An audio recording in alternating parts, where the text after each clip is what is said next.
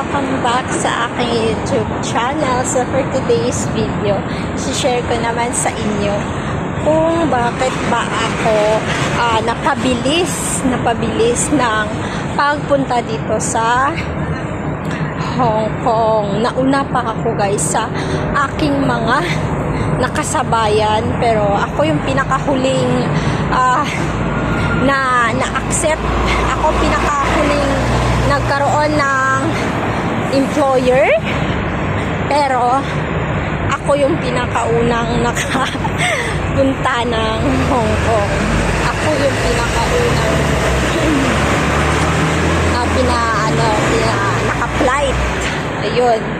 So, ang nangyari kasi, urgent kasi yung sa akin, guys. Urgent talaga siya.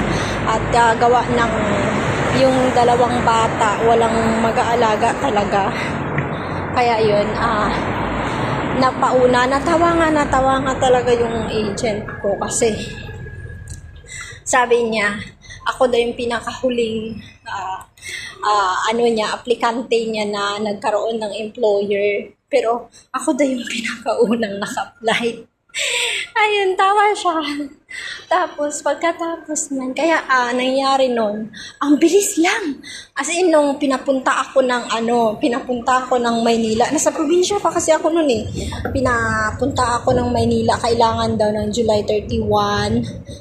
Nasa Maynila ako, mag-report daw ako sa agency.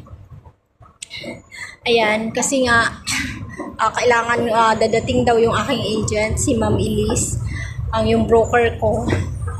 At dala niya nga yung kontrata na. So, kailangan ko ng pumirma. So, ayun. Nung 28, pumunta na akong Maynila.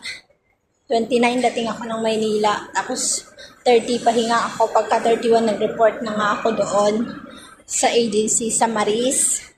Sa Pedro Hill, yung agency ko. Maris Agency. Pagkatapos, maglalakad ako kasi may tao sa baba. Yun nga, pagdating ko sa agency, alam mo bang, agad, pinamedical kaagad ako. Hapon na ako pumunta nun eh. Hindi na nga ako umabot ng medical. Kasi sabi, dapat, nung pagpunta ko doon, kung maaga pa akong pumunta, syempre hindi ko pa alam. Naligaw-ligaw pa ako, guys. Diyos ko, syempre bago pa ulit sumampa sa Maynila, hindi ko alam. Kasi nga, bago pa lang nga ako. Kaya, syempre, ang tagal ko nang hindi nakagala-gala na naman sa Maynila. So, hindi ko na alam. Sabi ko, saan na ba yung banda, yung Pedro Hill na yan, saan yung agency. Hindi ko rin alam yung agency. So, lahat inalam ko muna. Kaya ligaw-ligaw talaga ako bago ako makarating ng agency. Hapon na. Siguro alas 2 na yon. Alas 2 na ng hapon. So, pagdating ko, sabi, may pinil-upan agad ako. Yung kontrata ko, pero hindi siya original na kontrata pa. Piniramahan ko na, tapos nag-fill up ako, nagbayad ako sa agency ng 6.5.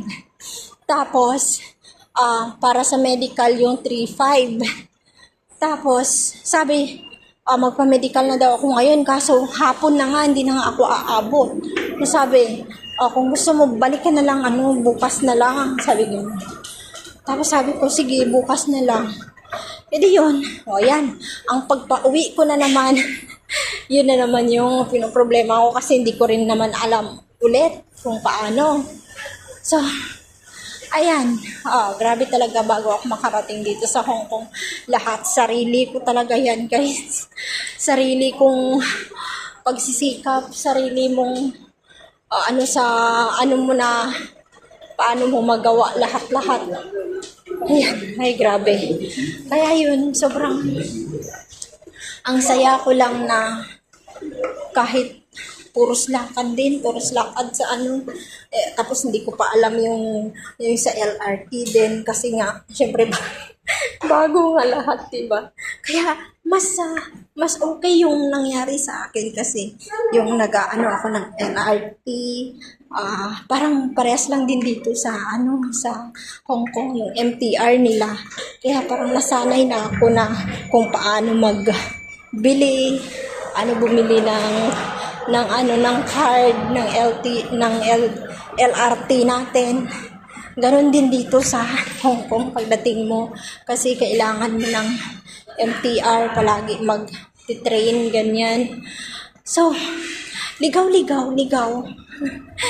Lahat yan naranasan ko, lahat ng ligaw. Pero, matututo ka. Unang ligaw mo lang, yan, okay na. Sa una, maliligaw ka talaga, pero second time mo, di ba, matuto ka. Ganun din yung sa akin nangyari. So, kahit nang sa Maynila ako, ganyan din. Ligaw ako, pero natuto na. Pangalawa ng pa-report sa agency, okay na, wala na. Sanayan lang talaga.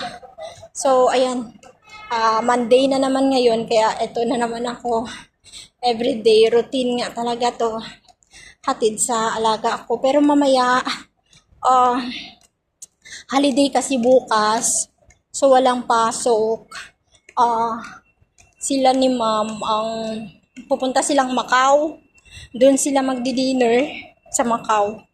So, ako lang dito mamaya. Pero, syempre madami akong labahin. Maglalaba din ako ng aking mga damit. Ayan. Walang problema dito sa paglalaba guys ng damit mo. Kasi, yung washing nila, ida-dry mo lang din damit mo lahat. Pagkatapos mo lang gamitin, yun, maglabhan mo ulit ng, iwawash mo yung washing ng Dettol. Yun lang. Tapos, laba ka na naman. So, yan lang guys. Kaya nandito na ako sa Hong Kong ngayon at mas nauna pa ako sa mga nakasama ko. Kasi nga urgent talaga ako. So, yun. Hanggang ngayon, yung kasama ko, wala pa din yung Pinay na hinihintay. Wala pa din. Kaya ako hirap na hirap pa medyo. Kasi dalawa nga yung alaga ko. Yun. Pero okay lang. Care and carry. Thank you so much guys. Bye-bye!